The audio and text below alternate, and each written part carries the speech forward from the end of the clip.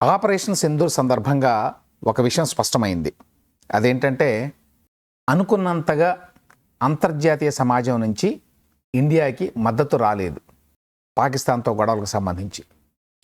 ఏ కారణం చేత పాకిస్తాన్ ఆపరేషన్ సింధూర్ని చేపట్టాల్సి వచ్చింది? ఇందులో విక్టిమ్ ఎవరు, అగ్రెసర్ ఎవరు? మొదట దాడి చేసింది ఎవరు, దానికి స్పందించింది ఎవరు? ఈ విషయంలో ఇండియాకి అనుకున్నంత మద్దతు రాలేదు అని చెప్పి ఎందుకంటున్నానంటే, చాలా దేశాలు ఇంక్లూడింగ్ అమెరికా ఇండియాని అమెరికాని ఒకే ఘాటన కట్టి మాట్లాడాయి. ప్రస్తుతం నెలకొన్నటువంటి జియో స్ట్రాటజిక్ రీజన్స్ వల్ల గతంలో ఇండియాకి పూర్తిగా మద్దతు తెలిపేటువంటి రష్యా కూడా ఆ స్థాయిలో ఇండియా వెనక నిలబడలేదు అనేది మనం ఈసారి గమనించవచ్చు. చైనా ఎట్లాగూ పాకిస్తాన్కి మద్దతు కాబట్టి చైనా మద్దతుని ఎట్లాగూ ఆశించలేం. సో ఆ రకంగా ప్రపంచంలో 3 ముఖ్యమైన పవర్స్ అమెరికా, రష్యా, చైనా, ఈ ముగ్గురు కూడా పాకిస్తాన్ పట్ల ఉదారంగా వ్యవహరించారు అనే అభిప్రాయం కలిగింది.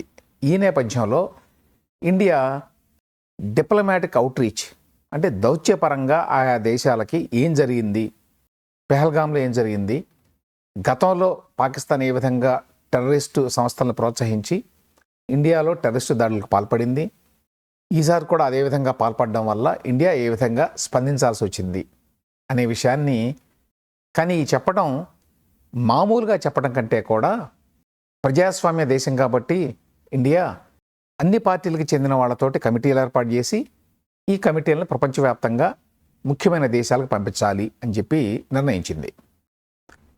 ఆ మేరకి 59 మందితో 7 టీములు ఏర్పాటు చేసి ప్రపంచంలో ముఖ్యమైన దేశాలకు పంపిస్తున్నారు. దీనికి సంబంధించిన వివరాలని ఇండియన్ గవర్నమెంట్ రిలీజ్ చేసింది. గవర్నమెంట్ ఇచ్చిన ప్రెస్ నోట్ను చూడొచ్చు. ఇందులో 7 గ్రూపులుగా ఏర్పాటు చేశారు. ఇందులో ప్రత్యేకత ఏమిటంటే ఇంతకుముందు చెప్పినట్టు అన్ని పార్టీల వాళ్ళకి ప్రాతినిధ్యం ఇచ్చారు. ఇందులో గ్రూప్ 1లో Saudi Arabia, Kuwait, Bahrain, Algeria ఇవన్నీ కూడా ముస్లిం దేశాలు, కానీ భారత్ తోటి స్నేహపూర్వకంగా ఉంటాయి. ఇక్కడికి 8 మందిని పంపిస్తున్నారు. బైజయంతి పాండా ఈయన బీజేపీ లీడరు, ఈయన నాయకత్వంలో వెళ్తారు వీళ్ళంతా కూడా. ఇందులో విశేషం ఏంటంటే అసదుద్దీన్ ఓవైసీ ఎంఐఎం ఎంపీ హైదరాబాద్ నుంచి ఈయన కూడా ఉన్నారు. ఆపరేషన్ సింధూర్ ప్రారంభమైనప్పటి నుంచి కూడా అసదుద్దీన్ ఓవైసీ చాలా గట్టిగా పాకిస్తాన్కి వ్యతిరేకంగా మాట్లాడుతున్నారు. ఇండియా వాదాన్ని చాలా బలంగా వినిపిస్తున్నారు దేశంలో.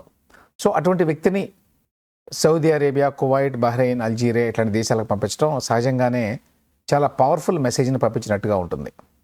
ఆయనతో పాటు గులాం నబీ ఆజాద్ను కూడా ఇందులో ఈ టీంలో పెట్టారు. ఈయన ప్రస్తుతం కాంగ్రెస్లో లేడు, ఈయన సొంతగా పార్టీ పెట్టుకున్నాడు జమ్మూ కాశ్మీర్లో. ఆయన పెట్టడం కూడా ఇందులో సముచితంగా ఉంది. ఇక నెక్స్ట్ రవిశంకర్ ప్రసాద్, ఈయన బీజేపీ ఎంపీ, ఈయన నాయకత్వంలో ఇంకొక టీంని పెట్టారు. వీళ్ళు Britain, France, Germany, European Union, Italy, Denmark ఇవి కూడా చాలా ఇంపార్టెంట్. ఇందులో దగ్గుబాటి పురంధేశ్వరి గారు ఉన్నారు. ప్రియాంక చతుర్వేది ఈవిడ కూడా బాగా మాట్లాడతారు. శివసేన బాల్ ఠాకరే వర్గం. వీళ్ళతో పాటు ఎంజే అక్బర్ గారిని కూడా పెట్టారు. ఈయన చాలా సీనియర్ జర్నలిస్టు, తర్వాత బీజేపీలో చేరి కొన్నాళ్ళు మంత్రిగా కూడా పనిచేశారు. నెక్స్ట్ సంజయ్ కుమార్ ఝా ఎంపీ, జేడీయూ లీడర్. ఈ నాయకత్వంలో Indonesia, Malaysia, Korea, Japan, Singapore ఈ దేశాలకు పెట్టారు. ఇందులో యూసఫ్ పఠాన్ తృణమూల్ కాంగ్రెస్ ఎంపీని పెట్టారు. అలాగే సల్మాన్ ఖుర్షీద్, ఈయన కాంగ్రెస్ పార్టీకి చెందిన సీనియర్ నాయకుడు, ఈయన కూడా పెట్టారు. ఈయన కూడా చాలా ఎఫెక్టివ్గా మాట్లాడగలడు సల్మాన్ ఖుర్షీద్ కూడా.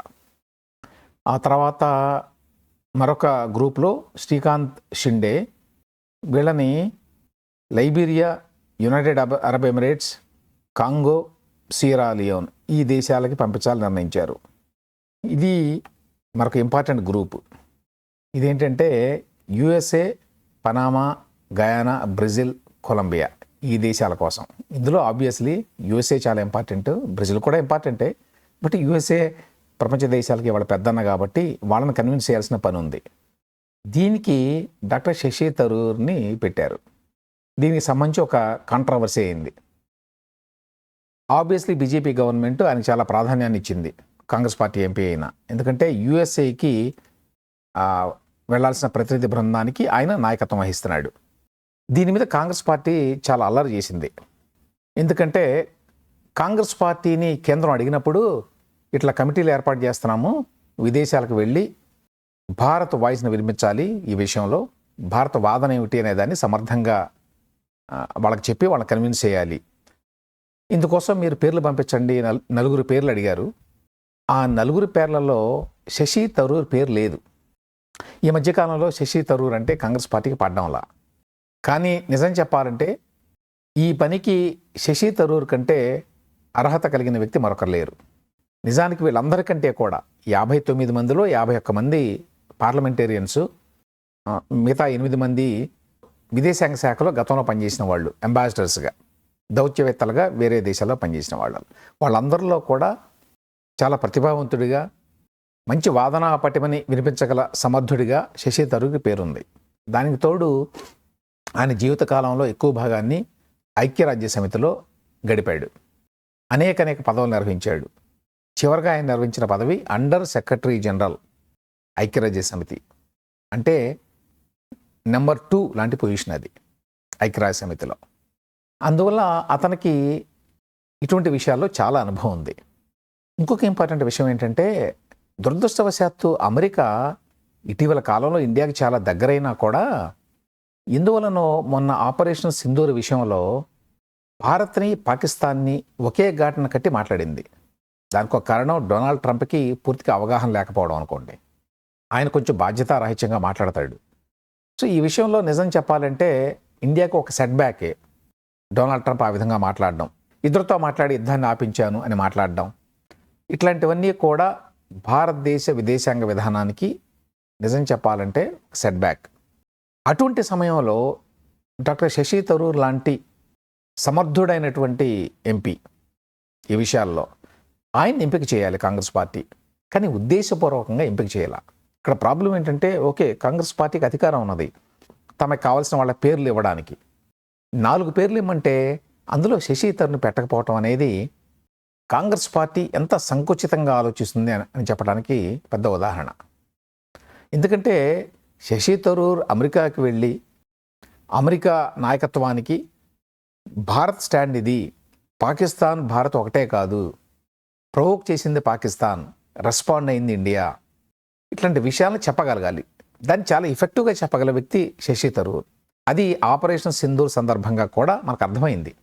అంతర్జాతీయ మీడియాలో శశి థరూర్ ఒక్కడే చాలా అద్భుతంగా ఇండియా పాయింట్ ఆఫ్ వ్యూని చెప్పగలిగాడు, చాలా ఎఫెక్టివ్గా. అంటే అవతల వాళ్ళు ఇంకా నోరెత్తకుండా చేయగలిగాడు ఆయన ఈ విషయంలో.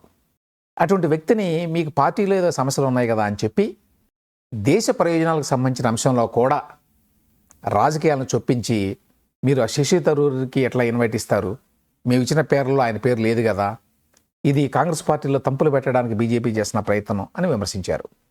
బీజేపీకి ఆ ఉద్దేశం ఉందో లేదో తెలియదు, కానీ ఏ ఉద్దేశంతో చేసినా కూడా శశి థరూర్ని ఈ డెలిగేషన్కి నాయకత్వం వహించడానికి ఎంపిక చేయటం కరెక్ట్ డెసిషన్. ఓవరాల్ దేశ ప్రయోజనాల దృష్ట్యా అంతర్జాతీయ సమాజంలో భారత వాయిస్ని, భారత వాణిని గట్టిగా వినిపించగల సమర్థుడిగా ఏ ఉద్దేశంతో బీజేపీ ప్రభుత్వం ఎంపిక చేసినా అది కరెక్ట్. కానీ దానికి కూడా అల్లర చిల్లరగా కాంగ్రెస్ పార్టీ చాలా గోల్ చేసింది. దీన్ని బట్టి అర్థమైంది ఏంటంటే, ఇప్పటికీ కాంగ్రెస్ గుణపాఠాలు ఏమీ నేర్చుకోలేదు. దేశ ప్రయోజనాలకు సంబంధించిన విషయాల్లో కూడా కాంగ్రెస్ పార్టీ ఇంకా రాజకీయంగానే ఆలోచిస్తోంది అని అనిపించకబాగుంది. సో ఆ విధంగా అమెరికాకి వెళ్ళేటువంటి ఈ డెలిగేషన్కి శశి థరూర్ నాయకత్వం వహిస్తున్నారు. ఇందులో టీడీపీకి చెందిన హరీష్ బాలయోగి కూడా ఉన్నారు. అలాగే Bengaluru MP, BJP MP Tejasvi Surya. ఇక మరొక టీంకి కనిమొళిని పెట్టారు, డిఎంకే లీడరు. ఈమె కూడా బాగా మాట్లాడగలదు. ఈ team Spain, Greece, Slovenia, Latvia, Russia చాలా ఇంపార్టెంట్ కదా మనకి. అంటే రష్యాకి చాలా వరకు అవగాహన ఉందనుకోండి, బట్ మిగతా కంట్రీస్ కూడా ఇంపార్టెంట్, స్పెయిన్, గ్రీస్ లాంటివి. సో ఈ దేశాలకు వెళ్ళే డెలిగేషన్కి కనిమొళి నాయకత్వం వహిస్తున్నారు. నెక్స్ట్ ఇది చివరి టీము సుప్రియా సూలే. ఈవిడ శరద్ పవార్ గారి కూతురు. ఈవిడ కూడా సీనియర్ లీడరు ఎప్పటి నుంచో ఎన్సీపీకి. ఆవిడ నాయకత్వంలో Egypt, Qatar, Ethiopia, south Africa ఈ దేశాలకు పంపిస్తున్నారు. ఇందులో మరొక టీడీపీ ఎంపీ లావు శ్రీకృష్ణదేవరాయలు కూడా ఉన్నారు. కాంగ్రెస్ పార్టీకి చెందిన ఆనంద శర్మ కూడా ఉన్నారు. సయ్యద్ అక్బరుద్దీన్ ఈయన గతంలో విదేశాంగ శాఖ సెక్రటరీగా కూడా పనిచేశారు. ఆ రంగంలో చాలా అనుభవం ఉన్న వ్యక్తి. ఈ విధంగా 7 గ్రూపుల్ని ఏర్పాటు చేసి ప్రపంచంలో ముఖ్యమైన దేశాలకి తన వాయిస్ని వినిపించడానికి ఇండియా పంపిస్తూ ఉంది. అయితే ఇక్కడ సమస్య ఏమిటంటే, ఇంతకుముందు నేను చెప్పినట్టు కాంగ్రెస్ పార్టీ దీన్ని కూడా రాజకీయం చేయడం. ఈ వార్త చూడండి, ద ప్రింట్లో వచ్చింది. Excluded by Congress, Shashi Tharoor says honoured by government's invitation to join all party delegation. న్యాచురల్గా అందరూ అడుగుతారు కదా శశి థరూర్ని, మరి మీ పార్టీ వాళ్ళు ఏమో మీ పేరు ఇవ్వలేదు ఆ లిస్టులో, కానీ బీజేపీ గవర్నమెంట్ మీ పేరుని సెలెక్ట్ చేసిందంటే ఆయన ఇది నాకు గౌరవం, ఈ బాధ్యత అప్పచెప్పటం అని చెప్పి అన్నాడు. కాబట్టి ఆయన ఈ డెలిగేషన్ నాయకత్వం వహిస్తున్నాడు, వెళ్తున్నాడు అమెరికాతో పాటు మిగతా దేశాలకి. సహజంగానే కాంగ్రెస్కి ఇది ఇంకా నచ్చదు. కాబట్టి శశి థరూర్ కాంగ్రెస్ పార్టీకి ఇంకా దూరం అవుతాడు. అది కాంగ్రెస్ ఇంటర్నల్ పాలిటిక్స్ అనుకోండి. అది పక్కన పెడితే ఈ మొత్తం వ్యవహారంలో కాంగ్రెస్ వ్యవహరించిన తీరు చాలా సంకుచితంగా, దేశ ప్రయోజనాల కంటే రాజకీయ ప్రయోజనాలే ముఖ్యం అనేటువంటి రీతిలో ఉంది అని మరొక్కసారి అందరికీ అర్థమైంది. దీనివల్ల ఆ పార్టీకి కీడే కానీ మేలు కాదు.